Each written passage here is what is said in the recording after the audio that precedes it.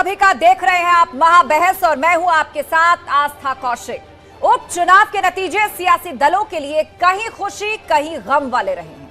मैनपुरी में डिंपल यादव की बड़ी जीत हुई है। 2,88,461 वोट से डिंपल यादव की जीत हुई है। बीजेपी के रघुराज सिंह शाक्य की करारी हार हुई है मैनपुरी लोकसभा के उपचुनाव में।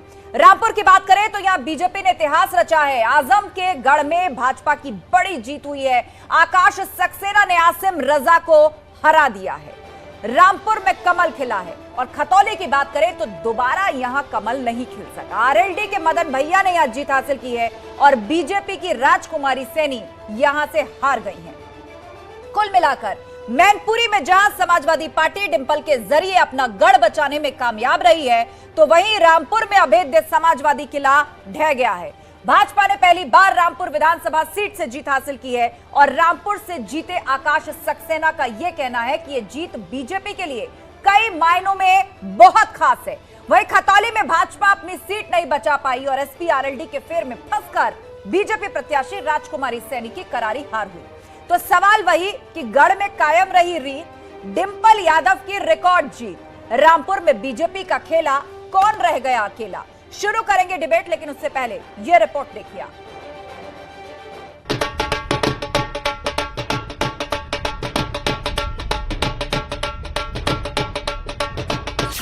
मैनपुरी में एसपी की रिकॉर्ड जीत, डिंपल ने रघुराज को हराया। आज इस क्षेत्र ने इतिहास रचा है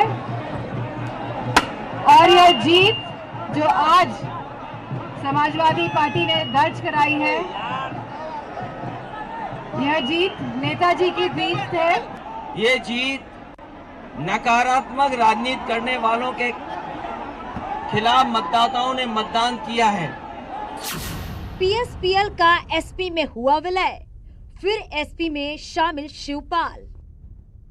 तो आज हम दोनों लोग एक हो गए। सही समय का इंतजार कर रहे थे।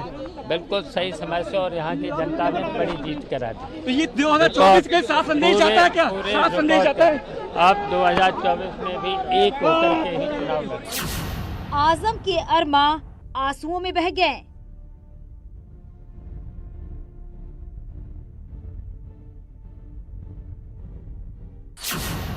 रामपुर में बीजेपी की ऐतिहासिक जीत, आकाश सक्सेना जीते।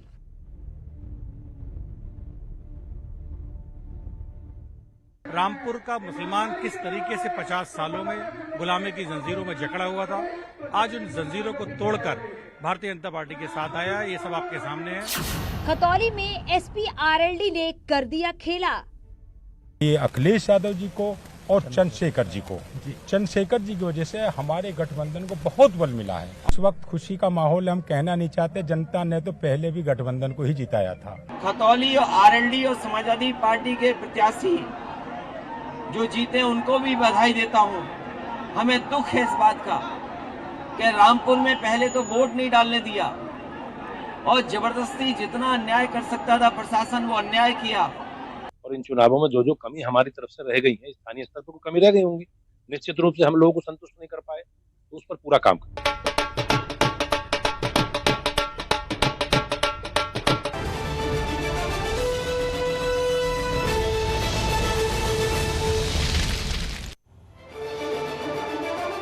तो यूपी में जो उपचुनाव हुए, तीनों सीटों पर 3 पार्टियों के उम्मीदवारों को चुन लिया जनता ने। रामपुर से भाजपा की जीत हुई, मैनपुरी से समाजवादी पार्टी की, तो आरएलडी की जीत खतौली से हुई है। और रामपुर के लिए कहा जा रहा है कि इतिहास बन गया, क्योंकि आजम खान के गढ़ में कमल खिला है। ये अपने आप में ऐतिहासिक है। और शिकस्त देने वाले आसिम रजा को आकाश सक्सेना, जो कि भाजपा प्रत्याशी रहे, उनको बड़ी जीत हासिल हुई है। और महाबहस में हम चर्चा की शुरुआत करें, लेकिन सबसे पहले आज जीत हुई आकाश सक्सेना की, वो हमारे साथ लाइव भी जुड़ रहे हैं रामपुर से। बहुत बहुत स्वागत है आकाश जी आपका न्यूज 18 पर। सबसे पहले तो आपको जीत की बहुत बहुत बधाई। धन्यवाद जी। आकाश जी, कहा जा रहा है कि आजम के गढ़ में कमल खिला है, ये अपने आप में ऐतिहासिक है।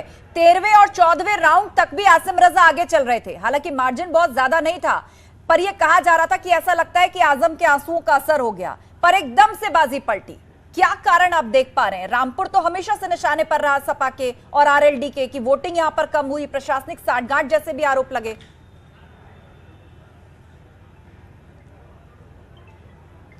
नहीं, देखिए, ऐसा नहीं है कि वोट कम पड़े। अगर लोकसभा के चुनाव की दृष्टि से हम अगर देखते हैं तो भी 2% वोट यहाँ ज़्यादा पड़े हैं, ऐसा नहीं है।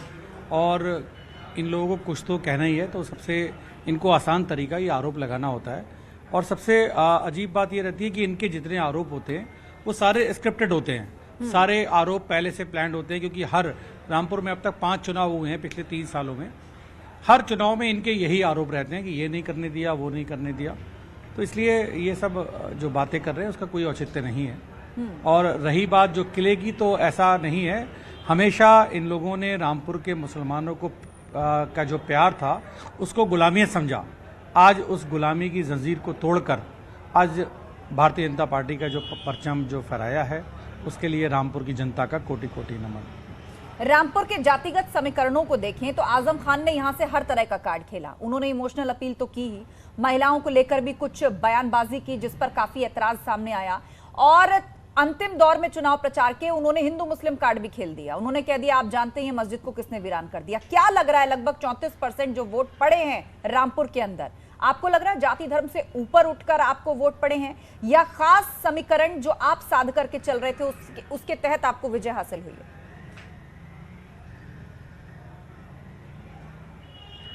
देखिए, रामपुर की जीत हिंदू और मुसलमानों की एकता का प्रतीक है, क्योंकि रामपुर में आज ये साबित कर दिया है कि किसी जाति या धर्म के बंधन में नहीं बनना है।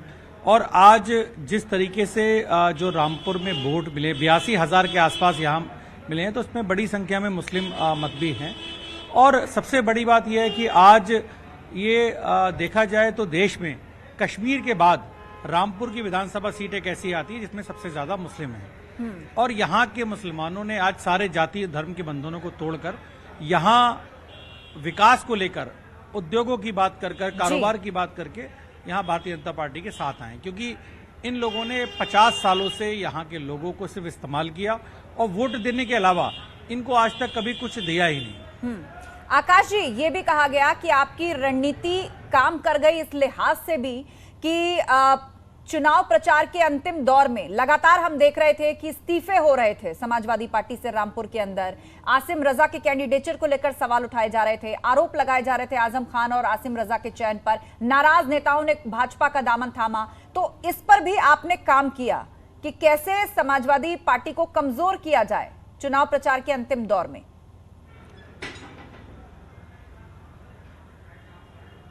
देखिए, कमजोर करने की बात नहीं है। आज अगर देखा जाए तो उनके साथ जितने लोग जो थे, वो जब से यूनिवर्सिटी में उनके जो ये जैसे कुरान शरीफ वाला मामला रहा हो, उसकी बेकदरी का मामला रहा हो, किस तरीके से उनके यूनिवर्सिटी की दीवारों के पीछे उनके तहखाने से वहाँ इतनी खराब हालत में कुरान शरीफ मिली हो, इसका एक बहुत बड़ा कारण ये रहा कि यहाँ के मुस्लिमों ने इस बात को बहुत ज़्यादा नाराज़गी व्यक्त की।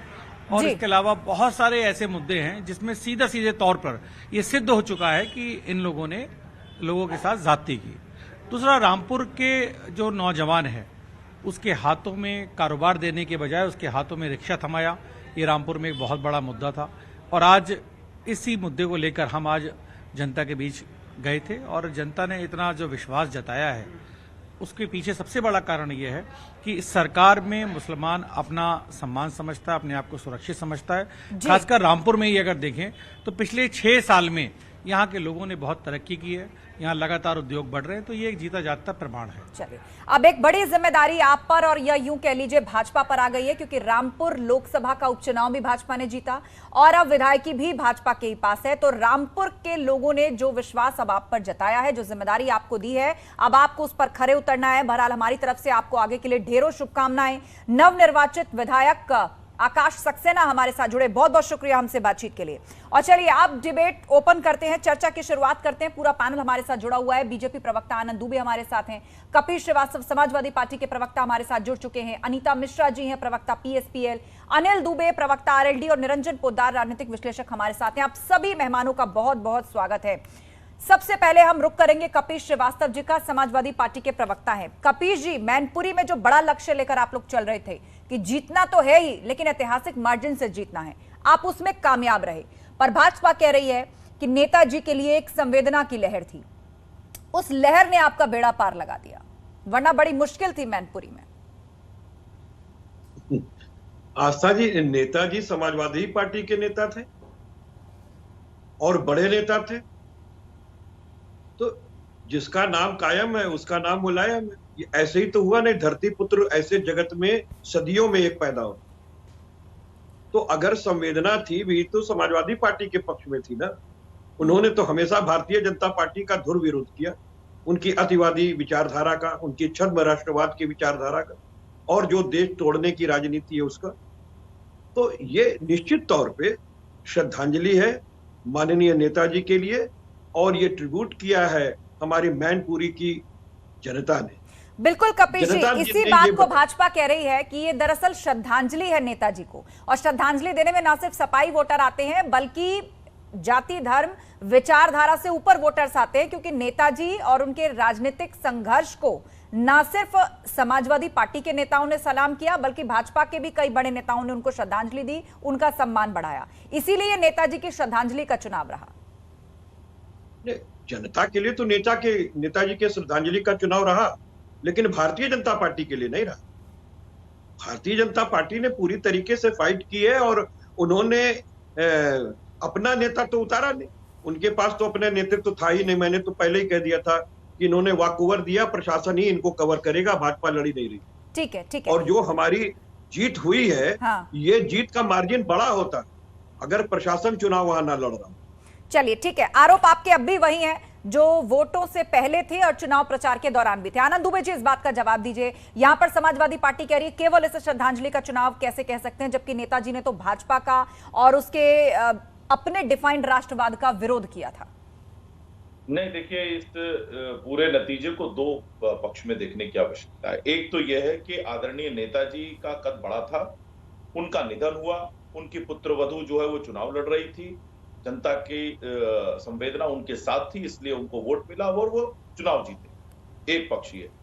दूसरा पक्ष ये है कि जो लोग अब तक आरोप लगाते रहे ईवीएम पर, प्रशासन पर और तमाम चीजों पर, वो खतौली में भी जीत गए हैं और रामपुर में भी, मैनपुरी भी जीत गए हैं। तो क्या ये लोग इस चुनाव को खारिज करते हैं, या ये फिर आगे कल चुनाव आयोग को चिट्ठी देंगे कि नहीं भाई साहब यहाँ भी बहुत गड़बड़ी हुई थी, दोनों जगह के चुनाव रद्द कर दीजिए और पुनः चुनाव करा लीजिए, जैसा उन्होंने रामपुर में दिया था। ठीक है। और तीसरी चीज ये कि जनता ने शहजादे के अहंकार को तोड़ा है।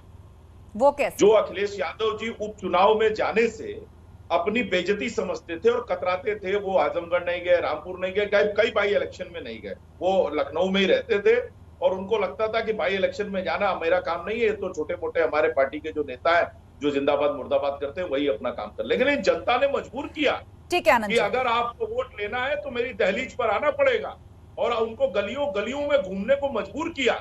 और जहां तक बात रही चाचा और भतीजे की गठबंधन की, देखिए अभी चाचा ने कहा मुट्ठी बंद है, देखिए कब तक मुट्ठी बंद रहेगी। चलिए आनंद जी, इस पर विस्तार से हम चर्चा करेंगे। चाचा भतीजे के गठबंधन की ये अलग से एक डिबेट का विषय है, और आज तो दोनों पार्टियों का आपस में विलय भी हो गया है, तो उस पर भी हम सवाल करें, लेकिन उससे पहले सभी लोग अपनी अपनी बात रख ले। अनीता मिश्रा जी, ठीक है, लौटूंगे मैं आनंद जी। अनीता मिश्रा हमारे साथ है, पीएसपीएल प्रवक्ता। अनीता जी, कब तक आपके आगे अब पीएसपीएल प्रवक्ता लगाया जाएगा?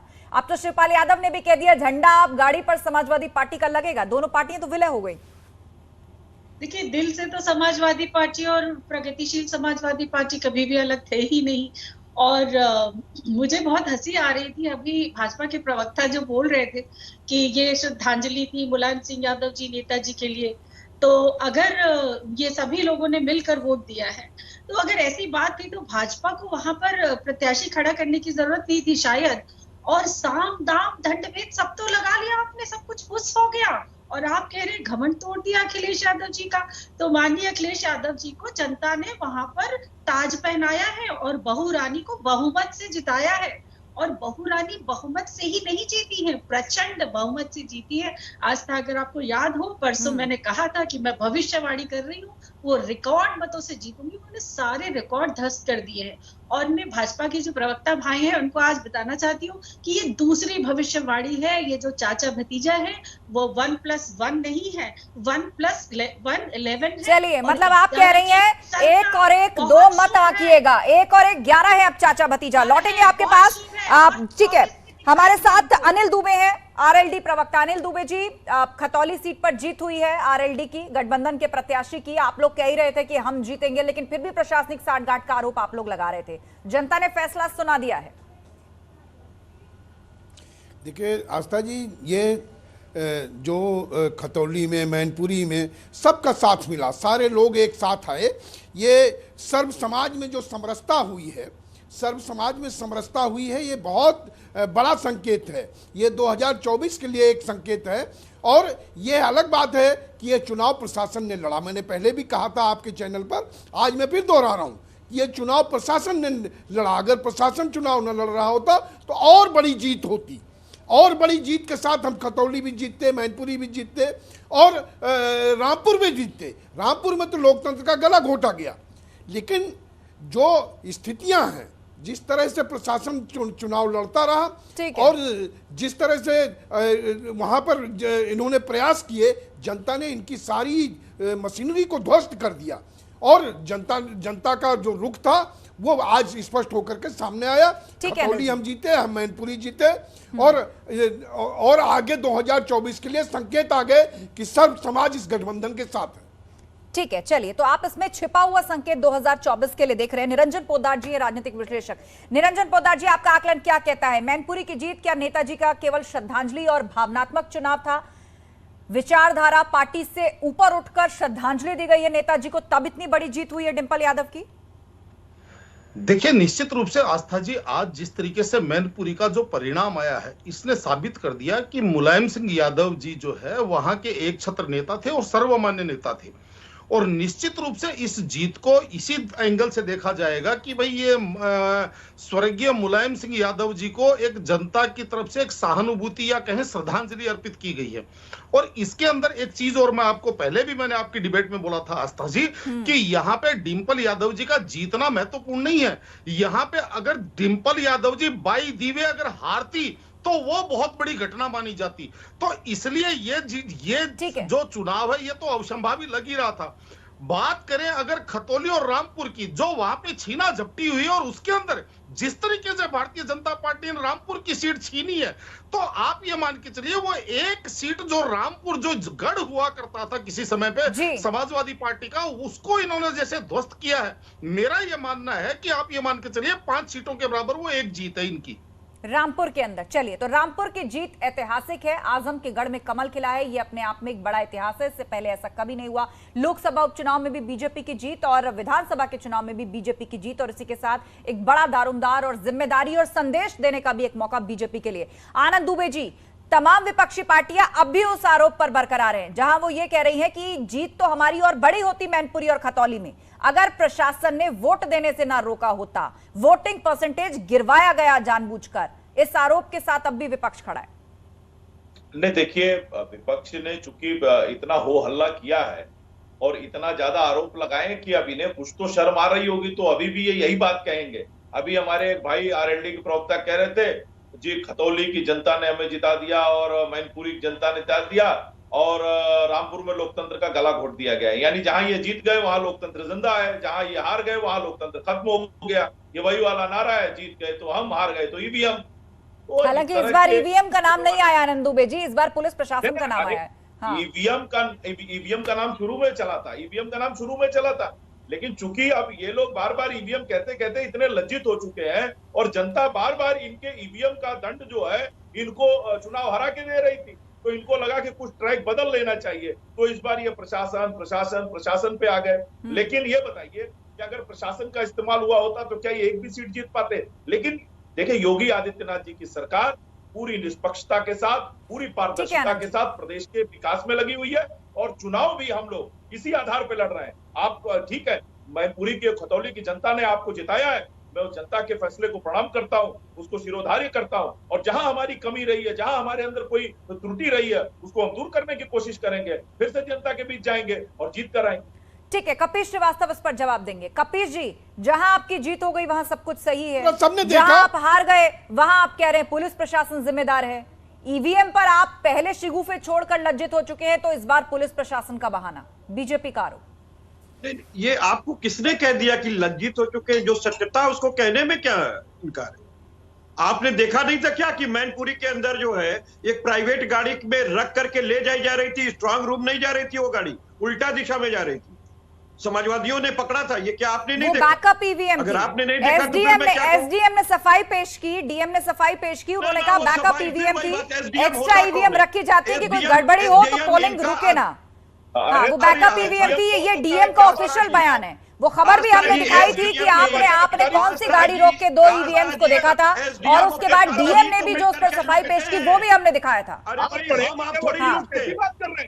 एसडीएम निर्वाचन अधिकारी होता है, उसका बयान निर्वाचन आयोग का बयान है। प्रशासन के अधिकारियों से ही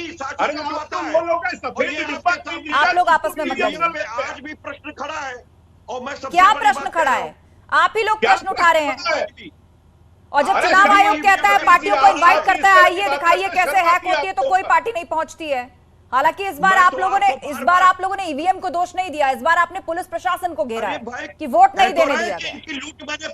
जब लूट पकड़ ली गई, स्ट्रांग रूम में कौन चली सी गई, लूट की बात कर रहे हैं आप कपिल श्रीवास्तव जी? बात को थोड़ी क्रेडिबिलिटी के साथ बोलिए, सबूत के साथ बोलिए। के अंदर लूट मची, जिन वही दो बनारस के अंदर की लूट इन्होंने बनारस कहां पहुंच गए? आप मैनपुरी की बात करिए, आप खतौली की बात करिए, आप रामपुर की बात करिए। 2 ईवीएम को आपने पॉइंट आउट किया, उस पर निर्वाचन आयोग और उसके साथ साथ डीएम ने भी सफाई दी कि वो बैकअप ईवीएम से, दोनों बैकअप ईवीएम से। इस तरह भ्रम मत फैलाइए और डिबेट को भटकाइए मत, डिबेट को भटकाइए मत। खाली कह भर देने से, आरोप प्रत्यारोप कर देने से झूठ झूठ सच सच नहीं कहलाता। जिम्मेदार अधिकारियों के बयान है कि वो बैकअप ईवीएम से। आप न्यायालय नहीं है, न्यायालय ना मैं हूं ना आप हैं। मेरा काम है सारे पक्षों को सामने रख देना, मैंने रख दिया। आप लगातार कह रहे हैं कि वो गड़बड़ झाले की ईवीएम थी, ये सही तरीका नहीं है। और ये स्ट्रांग आपके चुनाव आयोग में जाकर क्यों नहीं इसको किया? अगर चुनाव आयोग ने आपकी बात नहीं सुनी तो आप अदालत क्यों नहीं गए? जब आपके देखिए, अब इस तरह झगड़ के कोई फायदा नहीं है, चुनाव नतीजा आ चुका है। शांत हो जाइए आनंद दुबे जी और कपिल श्रीवास्तव जी, नतीजा आ चुका है। कपिल श्रीवास्तव जी, आप चुनाव जीत चुके हैं, आप चुनाव जीत चुके हैं, आप झगड़ करके क्या फायदा? मैनपुरी आप जीत चुके हैं, खतौली आप गठबंधन में जीत चुके हैं, रामपुर आप हारे हैं, ठीक है। अब आप चुनावी आरोप प्रत्यारोप का क्या मतलब है? कोई सबूत है तो सही जगह जाकर सबूत के साथ शिकायत करिए। नेताजी की श्रद्धांजलि है। अरे कौन सी समाजवादी पार्टी की विचारधारा? जिस पार्टी में ना कोई धारा है ना कोई विचार है, सारे के सारे लोग वहां लाचार है। एक आदमी के सामने न कोई धारा है न कोई विचार है, सारे लोग लाचार है। शासन और शासन की जबरदस्ती से वो लियो, क्योंकि वहाँ एक ही सरदार है, वो भी अखिलेश यादव। आप अच्छा, शांत हो जाइए। मेरा सवाल आप ध्यान से सुनिए। कपिल श्रीवास्तव जी और आनंद दुबे जी, आप दोनों शांत होइए और मेरा सवाल सुनिए, क्योंकि मेरे पास 5-6 मिनट का वक्त और बचा है। हम चाहते सार्थक चर्चा हो। आज तो नतीजों का दिन है, नतीजों का दिन है। कपिल श्रीवास्तव जी, सपा और गठबंधन 2 सीटें जीत गए, भाजपा रामपुर जीती है। आप दोनों के पास अपने अपने कारण है, लेकिन अब मेरा सवाल सुन लीजिए। कपिल श्रीवास्तव जी, प्रसपा और सपा का आपस में विलय हो गया, समाजवादी पार्टी का चुनाव चिन्ह थाम लिया शिवपाल यादव ने अपने हाथ में। क्या माना जाए, अब ये जो गठबंधन हुआ है ये कितनी दूर तक आगे चलेगा? पहले तो निकाय चुनाव अलग लड़ने का प्रोग्राम बना रही थी प्रसपा, 2024 के लिए भी कई तरह के मोर्चों की सुगबुगाहट सुनी, तो अब मैनपुरी की जीत के बाद ये जो बंधन है ये कितना पक्का है अब चाचा भतीजे के बीच का? क्योंकि भाजपा अभी भी कह रही है कि ये तो चुनावी चाचा है। भारतीय जनता पार्टी परिवार तोड़ने वाली पार्टी, ये कहां से खुश होगी? ये तो परिवार वालों से जलते हैं, नफरत करते हैं, बेईमान बताते हैं, जिनके भी परिवार है इस देश में सबको। मैं तो इस बात को कहता हूं कि काजी मियां दुबले शहर के अंदेशे से। अरे समाजवादी पार्टी और समाजवादी विचारधारा कब अलग थी, और आज तो हम सब पूरी तरीके से एक हो गए हैं। अब काहे की दिक्कत इनको नहीं होनी चाहिए। जनता का जो विचार था वो दोनों पार्टियों ने हृदय से स्वीकार किया है, और आज समाजवादी पार्टी के जननेता के साथ समाजवादी पार्टी के लोग पुरुष खड़े हैं। ठीक है। आनंद दुबे जी, मैनपुरी और खतौली जीत के बाद सपा को यह फॉर्मूला रास आ गया है, चाचा का साथ और आरएलडी और समाजवादी पार्टी। अब समाजवादी पार्टी ने अपने खेमे को मजबूत कर लिया है। जंग निकाय चुनाव और उसके बाद 2024 के लोकसभा चुनाव की है और बीजेपी का लक्ष्य यूपी की 80 में से 80 सीटें जीतने का है, जिसमें मैनपुरी भी शामिल है, जिसका नतीजा आज सबने देखा। देखिए, एक उत्तर प्रदेश में 2019 में महामारक गठबंधन बना था, जिसको कहा गया था महामारक गठबंधन, बहन जी का और अखिलेश यादव जी। उसके लिहाज से तो शिवपाल जी और अखिलेश जी का मिलना कोई बहुत बड़ी घटना मेरे हिसाब से मुझे नहीं नजर आती है। तो भारतीय जनता पार्टी कौन मिल रहा है, कौन नहीं मिल रहा है, किसके साथ के चुनाव लड़ रहे हैं, किसके साथ नहीं, 2014 से लेकर अब तक कौन से प्रयोग बचे हैं आप बता दीजिए। कोई एक प्रयोग, समीकरण, वशीकरण, तुष्टीकरण, ध्रुवीकरण, सारे करण कारण जितने हैं सब इस्तेमाल हो गए, कुछ नहीं हुआ। और 2024 में आप देखिएगा, 2024 में समाजवादी पार्टी इनसे पूछ लीजिए तात्विक सामग्री तात्विक सामग्री की सुरक्षा क्यों कम करती काम आएगी, शोध के इतिहास कि कभी एक समाजवादी पार्टी हुआ, समाजवादी पार्टी से डर लगता है। अरे ये तो मुलायम सिंह यादव जी, ये तो मुलायम सिंह यादव जी की श्रद्धांजलि थी, जिसकी वजह से आप जीत गए, अन्यथा मैनपुरी की यही जनता अगले चुनाव में आपको बताएगी। ठीक है, ठीक है। अगला चुनाव यानी कि अब 2024 का जो आम चुनाव होने जा रहा है, उसमें बीजेपी दावा कर रही है कि उस वक्त तस्वीर कुछ और होगी, बदल जाएगी। कपीश श्रीवास्तव जी, निकाय चुनाव अब प्रसपा और सपा एक ही साथ लड़ेंगे, क्योंकि प्रसपा पहले अलग से कैंडिडेट्स उतारने की सोच रही थी। मैं अनीता जी से भी इसका जवाब लूंगी, क्योंकि चाचा भतीजा यूपी के विधानसभा चुनाव में भी साथ आए, लेकिन टिकट किसको दिया जाए, किन लोगों को दिया जाए, उसमें चाचा की नहीं चली। अब निकाय चुनाव में साथ लड़िएगा तो फिर वही बात आएगी कि फॉर्मूले में किसकी चले ना चले। गठबंधन थोड़ी ना है कि जो फार्मूला चल रहा है। नहीं, लेकिन प्रसपा अपने आप में एक पार्टी थी, उनके साथ लोग जुड़े हुए हैं, उनकी उम्मीदें शिवपाल यादव से जुड़ी हुई हैं, तो उनके सम्मान की रक्षा करना प्रत्येक समाजवादी पार्टी के नेता का कर्तव्य है। उसमें मेरा भी कर्तव्य है, अनीता जी का भी कर्तव्य है, माननीय राष्ट्रीय अध्यक्ष जी का भी कर्तव्य है जो हमारे जननेता है, और हमारे लौह पुरुष शिवपाल जी का भी कर्तव्य। कुछ अलग है ही नहीं जिसमें अब कोई प्रश्न चिन्ह खड़ा हो सकता। तो मैं तो इस बात को कह रहा हूं कि सबको खुश होना चाहिए इस बात के लिए कि लोकतंत्र को बचाने के लिए दो शक्तियां एकीकरण हुई हैं, तो निश्चित रूप से उसका परिणाम आएगा। आनंद दुबे जी हंस रहे हैं इस बात पर। अनीता जी, ये दोनों शक्तियां तो पहले भी एक थी, 2019 में भी एक थी, 2017 में भी एक थी, और अब एक बार फिर से एक हुई है। आस्था पहले और अब में बहुत फर्क है। और देखिए, पिता पुत्र एक दूसरे से कब तक नाराज रह सकते हैं। माननीय शिवपाल सिंह यादव जी और अखिलेश यादव जी का रिश्ता चाचा भतीजा से ज्यादा पिता पुत्र का है, हमेशा से था।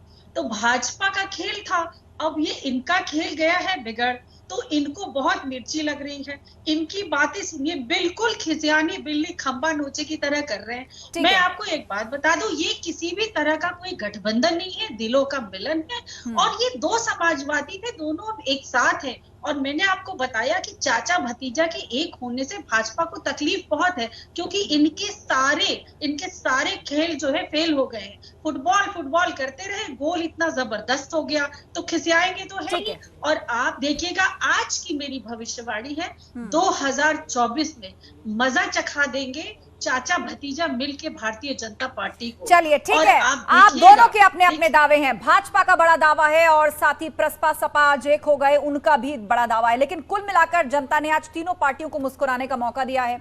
रामपुर में कमल खिला है, जो ऐतिहासिक है। मैनपुरी से डिंपल यादव की ऐतिहासिक मार्जिन से जीत हुई है, तो खतौली से आरएलडी गठबंधन के प्रत्याशी जीते हैं। तीनों पार्टियों के पास आज खुशी का मौका है, लेकिन उसके साथ साथ एक उम्मीद सपा गठबंधन को यह जागी है कि इस फॉर्मूले से हम बीजेपी को 2024 में कड़ी टक्कर दे सकते हैं, आरएलडी, प्रसपा और सपा मिलकर के। और दूसरी तरफ रामपुर में जीत के बाद भाजपा का उत्साह इसलिए बढ़ा है कि एक गढ़ फिर से भेद लिया हमने।